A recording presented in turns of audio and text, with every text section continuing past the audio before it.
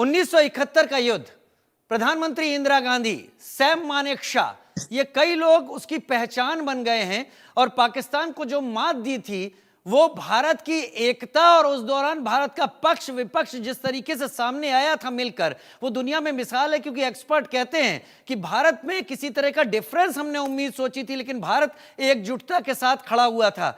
आज बांग्लादेश में जो हालात बदले हैं, मेरा सवाल यह है कि कितना खतरा है भारत के लिए बदलता बांग्लादेश, जो कट्टरपंथ की गिरफ्त में आ चुका है, जहां पर मोहम्मद यूनुस जो कि नोबेल पुरस्कार विजेता हैं, उनके सलाहकार कहते हैं कि पाकिस्तान की बात तो अलग थी, वो तो भारत ने अपनी मर्जी के लिए युद्ध कर लिया, वो तो हमने जीता था। इस कट्टरपंथ से, इस कट्टरता से कितना खतरा भारत को? विजय जी भाई। देखिए, केवल कट्टरता की ही बात नहीं है। सबसे बड़ी बात यह है कि इस कट्टरता के पीछे कौन सी शक्तियां हैं। इसके पीछे अभी तक जो दिखाई दे रहा है वो चाइना और पाकिस्तान विश्व बांग्लादेश वाले घटनाक्रम में जुटे हुए। और सबसे बड़ी बात यह है कि ये भारत के लिए तो खतरा है ही। जब अगर हम वैश्विक समुदाय की बात करते हैं तो वैश्विक समुदाय के लिए भी एक बहुत बड़ा खतरा है ये कट्टरपंथ। इजराइल और उसके साथ और अन्य कई देशों में देख रहे हैं। खुद चाइना अगर देखा जाए तो इस तरह की समस्याओं से जूझ रहा है, लेकिन चूंकि चाइना में तानाशाही है, इसलिए तानाशाही के माध्यम से जब वो रोहिंग्या मुसलमानों को कुचलता है तो दुनिया भर के मुसलमान चुप रहते हैं चाइना के डंडे के डर के आगे। लेकिन चूंकि भारत एक लोकतांत्रिक देश है और हम दूसरों के देशों का सम्मान करते हैं, इस बात का फायदा उठाकर वह बांग्लादेश जिसको हमने पाकिस्तान के आतंक से मुक्ति दिलाई थी, आज वहां एक अंतर्राष्ट्रीय साजिशों के चलते एक ऐसी पौध तैयार हो चुकी है, एक ऐसी बाढ़ तैयार हो चुकी है जो बांग्लादेश का तो पतन कर ही रही है। क्योंकि अगर हम रिकॉर्ड के मुताबिक देखें तो शेख हसीना से पहले वहां के आर्थिक हालात क्या थे, बदतर हो चुके थे। वहां के आर्थिक हालात को सुधार कर बांग्लादेश को तरक्की के रास्ते पर ले जाने वाली शेख हसीना ही थी। आज उनको इस तरह के विलन के तौर पर पेश करके, और मैं सराहना करता हूं भारत सरकार की कि हमने शेख हसीना जी को अपने यहाँ पर शरण दी। राजनीतिक तौर पर, सामाजिक तौर पर ये हमारा एक दायित्व था। अब बदली हुई परिस्थितियों में हम मोदी सरकार के साथ हैं। सरकार बांग्लादेश को लेकर जो भी निर्णय लेगी या ले रही है उस पर आप देख रहे हैं कांग्रेस पार्टी पूरी तरह से बिल्कुल शांत है, चुप है। क्योंकि हम कोई बयानबाजी इस मुद्दे पर ना करके हम सरकार के पक्ष के साथ ही खड़े हैं और हम चाहते हैं। विजय भाई, कितना बड़ा खतरा है भारत के सीमावर्ती इलाकों को, क्योंकि बांग्लादेश में कट्टरपंथी हावी हो गए हैं, जो अब तक की कहानी से समझ में आ रहा है। देखिए, केवल बॉर्डर के खतरे की ही बात नहीं है, भारत को इंटरनल खतरे भी इस कट्टरवाद के चलते बहुत ज्यादा है।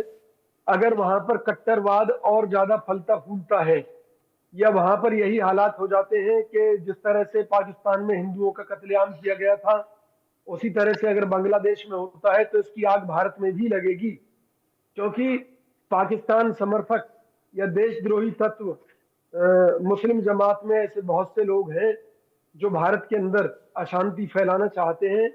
उसका फायदा वो लोग उठाकर यहाँ भी अशांति कायम करने की कोशिश करेंगे। तो जो बात संबल हिंसा की है या मणिपुर की है, मणिपुर में देखिए खुद सरकार ने माना है कि वहां पर जो विद्रोही है या जो आतंकी तत्व हैं उनके पास चाइना के हथियार मिले हैं। इस तरह से संबल की घटना में योगी सरकार का दावा है कि वहां पर चाइना के पाकिस्तान के हथियारों का इस्तेमाल हुआ है। कहीं ना कहीं अगर पड़ोस में आग लगी हुई है तो जो देश के अंदर स्लीपर सेल छुपे बैठे हैं, पाकिस्तान और चाइना या दूसरे कंट्रीज के, वो भी अपना खेल खेलने की कोशिश करेंगी। और इसके लिए मोदी जी को, भारत सरकार को सतर्कता से इसका जवाब देना चाहिए। और देश की जनता को खास तौर पर हमें इन परिस्थितियों में आपसी भाईचारा बनाए रखकर उन तत्वों की पहचान करनी है जो देशद्रोही है। एकदम क्योंकि चाहे एकदम फिर सही, मुसलमान हो, एकदम चाहे सही, हिंदू हो, चाहे कोई हो, एकदम उनका सही सफाया बात, बहुत एकदम जरूरी है। सही बात कह रहे हैं विजय कौशिक भाई। क्योंकि ये जो आग लगी है अगल बगल, ये आग भारत में जबरन फैलाने की कोशिश जरूर की जाएगी। इसलिए भारत की जनता को एक होना पड़ेगा, क्योंकि ये दोनों ही देश, पाकिस्तान हो बांग्लादेश हो, ये इतना सक्षम, इतना समृद्ध नहीं है जितना भारत है, और भारत को बर्बाद करने की कोशिश में हमेशा कई पैंतरे अपनाते रहते हैं। अब बांग्लादेश उसी कट्टरता में चला गया है, खुद तो तबाह होगा ही, कोशिश जरूर करेगा कि पड़ोस में भी आग जाए। मेरे साथ राजपुरोहित मधुर भी इस वक्त जुड़े हुए हैं, ब्रिगेडियर शरदेंदु भी मेरे साथ इस वक्त जुड़ गए हैं, उनसे मैं आगे बात करूंगा। लेकिन राजपुरोहित मधुर, वहां पर आरक्षण को लेकर आंदोलन शुरू हुआ था। आरक्षण किस बात का? वो जो मुक्ति वाहिनी के लोग थे, जिनके अब उनके लोग जो अब हैं उनके परिवारों में, उनको आरक्षण दिया गया था। आंदोलन उनको देने के खिलाफ शुरू हुआ। अचानक वो आरक्षण का आंदोलन गायब हो गया, मंदिरों को तोड़ा जाना शुरू हो गया, हिंदुओं का कत्ल होना शुरू हो गया, बेटियों को उठाना, उनको अगवा करना, उनकी हत्या करना, बलात्कार करना, रेप करना, बांग्लादेश की पहचान यही बन गई है। कोई भी ऐसा देश नहीं फिलहाल दिख रहा है भारत के अलावा जो आवाज उठा रहा हो। मुझे लगता है कि बहुत ही निंदनीय कृत्य हो रहा है जो हिंदू समाज के साथ वहां बर्बरता की जा रही है, खास करके बहन बेटियों के साथ। और एक ऐसी कौम, एक ऐसा समुदाय है जो कि हमारे भारत में भी आकर के तमाम प्रकार से घुसपैठिए बांग्लादेशी रह रहे हैं।